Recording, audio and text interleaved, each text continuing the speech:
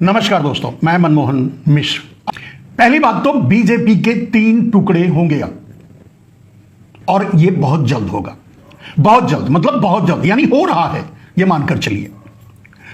दूसरी बात, मेरे दोस्त शाह और मोदी दोनों भारत छोड़ सकते हैं। यह मेरा सवाल भी है, यह मेरा जवाब भी है, और एक अध्ययन का विषय भी है, क्योंकि परिस्थितियां कुछ ऐसी ही बन रही हैं और ये लोग कुछ ऐसे ही हैं। जब भी कानून का सामना करना पड़ता है, गलतियों को भुगतने की बारी आती है, गलतियां सामने कानून के रूप में खड़ी हो जाती हैं, तब ये देश छोड़ देते हैं। देश की राष्ट्रीयता पर लात मार करके देश छोड़कर भाग जाते हैं। इनका यही है डीएनए।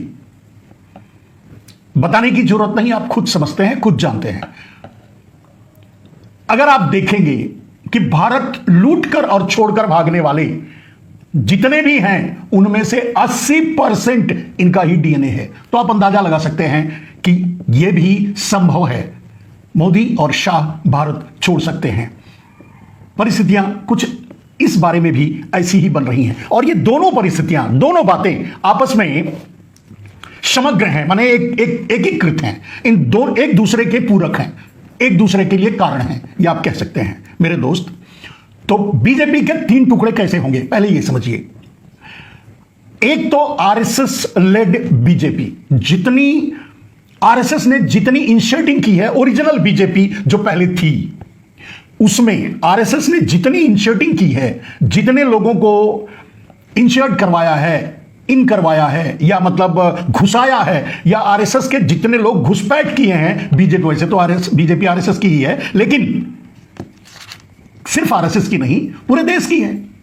आरएसएस का समर्थन न रखने वाले, आरएसएस को समर्थन न देने वाले, आरएसएस को न मानने वाले भी बीजेपी में हैं। और बीजेपी शुरू में आरएसएस के चंगुल में नहीं थी, वैसे आरएसएस नहीं बनाया, लेकिन अब ये आप नहीं कह सकते कि बीजेपी के सारे नेता, सारे के सारे कार्यकर्ता सबके सब चड्डी पहनते हैं, सबके सब चड्डी गैंग के से जुड़े हुए हैं, ऐसा नहीं है। इसके कुछ उदाहरण आगे मैं आपको दूंगा। तो बीजेपी के 3 टुकड़े होंगे। एक आरएसएस लेड बीजेपी। आरएसएस के द्वारा जो बीजेपी में लाए गए हैं, वो किसी भी कीमत पे कुछ लोगों को स्वीकार करने के लिए तैयार नहीं है, इसलिए वो अपना अलग गुट चाहते हैं। गुजरात लॉबी गुट बीजेपी। गुजरात लॉबी किसी को भी भाव नहीं देती। आज बीजेपी पर वर्चस्व गुजरात लॉबी का है। आरएसएस लेड बीजेपी भी कसमकस कर रही है, कसमसा रही है, छटपटा रही है, बाहर निकलने की कोशिश कर रही है। लेकिन सबसे बड़ी बात कि बिल्ली के गले में घंटी बांधेगा कौन, इस बात दोनों तीनों बीजेपी में चल रही है। तो यानी अभी तो पावर या ताकत सब कुछ गुजरात लॉबी वाली बीजेपी के पास है, और गुजरात लॉबी वाली बीजेपी देश के साथ बहुत बड़ा धोखा, अन्याय, ठगी, सब कुछ किया है। पूरे देश को लूटकर गुजरात ले जाना चाहते हैं ये। इनका बस चले तो जूनागढ़ को ये दिल्ली उठाकर जूनागढ़ ले जाएं, यानी भारत की राजधानी जूनागढ़ बना दें।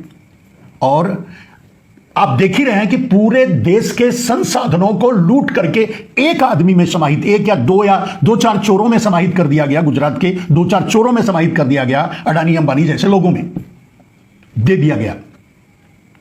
इससे भी त्रस्त है ओरिजिनल बीजेपी और आरएसएस लेड बीजेपी। इसीलिए मैंने कहा 3 टुकड़ों में बटेगी। तो गुजरात लॉबी अपना वर्चस्व छोड़ने के लिए तैयार नहीं है।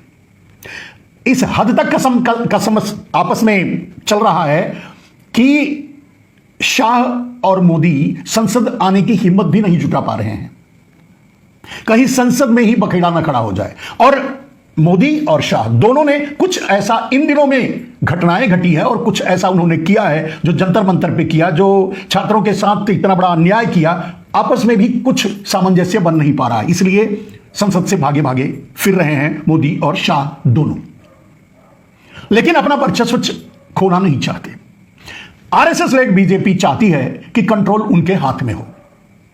लेकिन ओरिजिनल बीजेपी चाहती है, जो बीजेपी के पूरे देश के कार्यकर्ता हैं, पूरे देश के नेता हैं, पूरे देश के लोग हैं, वो चाहते हैं कि बीजेपी योगी लेड बीजेपी बने, योगी को लीडरशिप दी जाए। और इसी लड़ाई के चलते शाह और मोदी संसद से भाग रहे हैं, देश से भाग रहे हैं, देश के कामों और समस्याओं से भाग रहे हैं। आपने देखा मेरे दोस्त, यहां तक कि आसाम में बाढ़ ने कहर ढाया हुआ है। ना मोदी ना शाह किसी ने अपना चेहरा दिखाने नहीं गए। जंतर मंतर पे इतना बड़ा आंदोलन हुआ। मन की बात तो इंस्टाग्राम पे नरेंद्र मोदी ने की, लेकिन सीधे सामना नहीं कर पाए, बच्चों को न्याय नहीं दे पाए। एक उनकी मांग थी धर्मेंद्र प्रधान के इस्तीफे की, किसी तरह वो कर दिए, बाकी सब मन की बात में झूठ से काम चलाने की कोशिश किए। तो जब असम के इस आपदा की परिस्थिति में अगर उनका ढाढ़स नहीं बंधा पा रहे हैं, उनकी मदद नहीं कर पा रहे हैं, वहां जा नहीं रहे हैं, वहां उनको देखने की कोशिश नहीं कर रहे हैं, तो आप अंदाजा लगा सकते हैं कि किस पसो पेश में है गुजरात लॉबी। और गुजरात लॉबी का मतलब मोदी और अमित शाह, बस। बाकी तो इनके चेले चपाटे हैं, इनके नीचे रहने वाले लोग, जो और दूसरे प्रदेशों से भी इनकी चमचागिरी से जो मिल जाता है अपनी झोली भर लेते हैं, ऐसे लोग। अब प्रश्न यह है कि बीजेपी योगी के हाथ में जाएगी, बीजेपी गुजरात लॉबी पूरा अपना वर्चस्व और बढ़ा लेगा और सबको किनारे कर देगा, या बीजेपी आरएसएस लॉबी के हाथ में जाएगी। यहां दो बातें स्पष्ट हैं। ये बात जो राजनीति को अंदर से जानते हैं और कम से कम बीजेपी के अंदर तक रहे हैं और जानते हैं, मेरे जैसे लोग, उन्हें पता है कि ना तो आरएसएस और ना ही मोदी और शाह योगी को मुख्यमंत्री बनाना चाहते थे। पहली बार भी, दूसरी बार भी नहीं बनाना चाहते थे, दोनों ही विरोध कर रहे थे। योगी अपने दम पर मुख्यमंत्री बने और बने हुए हैं। अगर इनको अवसर मिल जाए तो उन्हें उठाकर जब चाहे, मतलब जैसे ही अवसर मिले उठा के फेंक दें, लेकिन वो कर नहीं पा रहे हैं और कर नहीं पाएंगे। और यही पेच फंसा हुआ है। आरएसएस लॉबी योगी को पसंद नहीं करती, गुजरात लॉबी योगी को पसंद नहीं करती, लेकिन बीजेपी के रेगुलर ओरिजिनल जमीनी कार्यकर्ता और बीजेपी के सारे नेता योगी को पसंद करते हैं। इसीलिए मैंने कहा कि बीजेपी के अब 3 टुकड़े होंगे। क्लियर? और ये होंगे, आप देख लीजिएगा। अब रही बात इन लोगों के गायब होने के पीछे का राज। मोदी और शाह गायब हैं। जिन समस्याओं पर जो उन्होंने किया जंतर मंतर पे, जो उन्होंने जुर्म ढाया बच्चों पे, जंजी पे, उस पर बोलना चाहिए, नहीं बोल रहे हैं।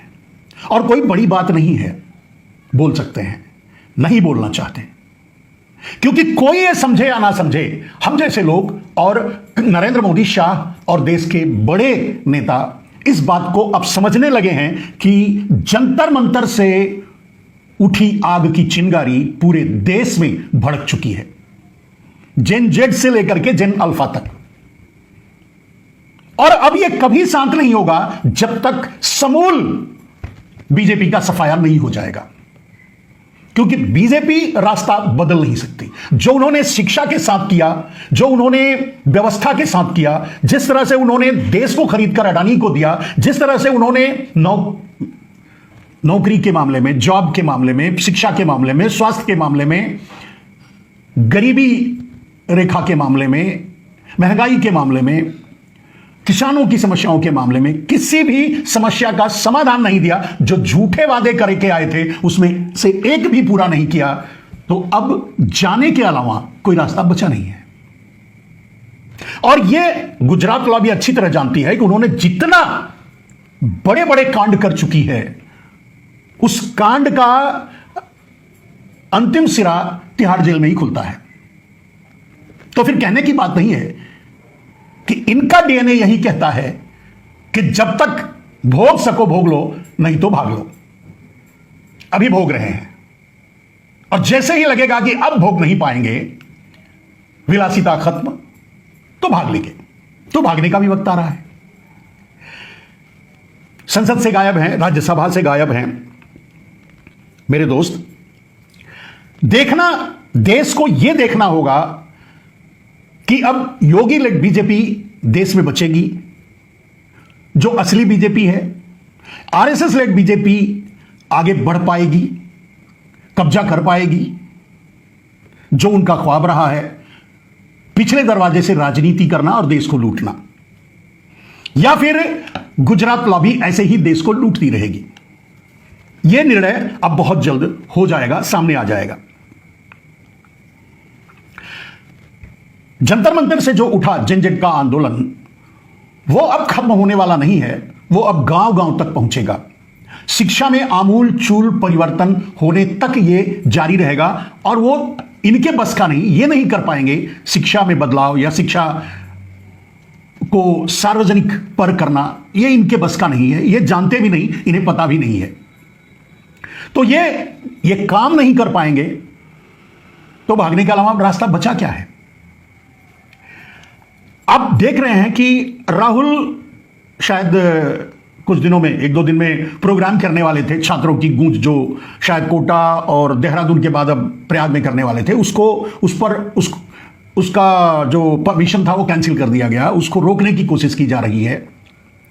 लेकिन वो रुके ना रुके, छात्रों को ये पीटें, भगाएं, गोली चलवाएं, AK-47 चलवाएं, पैलेट गन चलवाएं, कील ठुकी लाशियां चलवाएं, अपने आरएसएस के गुंडों से कुछ भी कर लें, अब वक्त आ गया है इनके राजनीतिक अंत का। राजनीति में अब इनके लिए कोई जगह नहीं बची है। इनको तय करना है कि भारत की कानून व्यवस्था का सामना करते हुए, भारत में कानून का सामना करते हुए अपने कर्मों को अच्छा या बुरा भोगेंगे या भागेंगे। दो ही रास्ते हैं, और आप जानते हैं इनका डीएनए भी यही कहता है कि भागेंगे, मैं जैसा समझता हूं, और इतिहास को भी देखोगे तो आपको यही मिलेगा। मेरे दोस्त,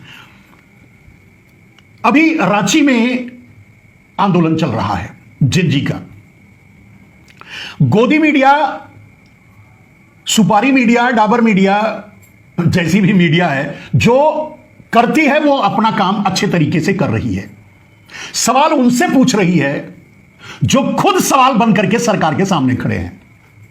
यानी गोदी मीडिया यह कहना चाहती है कि कॉकरोच अब झारखंड क्यों नहीं जाते, या ऐसे पत्रकार जो राष्ट्रवादी अपने आप को बताते हैं और आंदोलन में डटे हुए थे, वो झारखंड क्यों नहीं जाते। तो गोदी मीडिया के जवाब में झारखंड, मेरे ख्याल से ज्यादातर पत्रकार जो राष्ट्रवादी हैं, जिन पर भरोसा किया जा सकता है, जिन पर इस देश के सूचना तंत्र की जिम्मेदारी है, जो लोकतंत्र का खंभा बने हुए हैं, टूटे। एक तो खंभा, जो असली लोकतंत्र का खंभा जो था मीडिया, वो तो खत्म हो गया, लेकिन लोकतंत्र को संभालने के लिए जो खंभे की तरह खड़े हैं, वो झारखंड पहुंच चुके हैं। इसलिए हम जैसे लोगों को वहां से भी सूचनाएं मिल रही हैं। नरेंद्र मोदी और अमित शाह दोनों गायब हैं। नरेंद्र मोदी और अमित शाह दोनों संसद नहीं आ रहे हैं, जवाब नहीं दे रहे हैं, क्योंकि उनके पास जवाब नहीं है। क्योंकि वो सिर्फ ये नहीं कि जो हुआ, जो जंतर मंतर पे हुआ, उसकी जवाबदेही करने तक बात नहीं है। आगे ऐसा कुछ ना हो, या शिक्षा व्यवस्था सुधरे, इस तरह का कोई प्लान गुजरात लॉबी के दिमाग में, मन में नहीं है, और वो कर भी नहीं सकते। वो तो देश को अनपढ़ गंवारों, मजदूरों की फैक्ट्री बनाना चाहते थे। गुजरात को इंडस्ट्रियल हब, सारे देश का इंफ्रास्ट्रक्चर लूट करके गुजरात देना चाहते थे। ब्लैक मनी सारा का सारा गुजरात धकेल चुके हैं, अडानी अंबानी को पाट चुके हैं। तो चाहते हैं कि कुछ चोर गुजरातियों की गुलामी पूरा भारत करे। कुछ चोर गुजरातियों की बात कर रहा हूं, सबकी नहीं। तो कुछ चोर गुजरातियों की गुलामी पूरा भारत करे और इनकी कुर्सी सुरक्षित रहे, उसके बल पे, जो कि नहीं होने वाला है, जिसके अंत की शुरुआत हो चुकी है। मेरे दोस्त, आज दो बातें तय हो चुकी हैं और क्लियर है। एक, बीजेपी को अब टुकड़े टुकड़े होने से कोई नहीं बचा सकता, और मोदी और शाह की राजनीति अब इस देश में नहीं चलेगी। उनके पांव उखड़ चुके हैं। कब और कैसे और कहां भागते हैं, ये वो खुद तय करेंगे।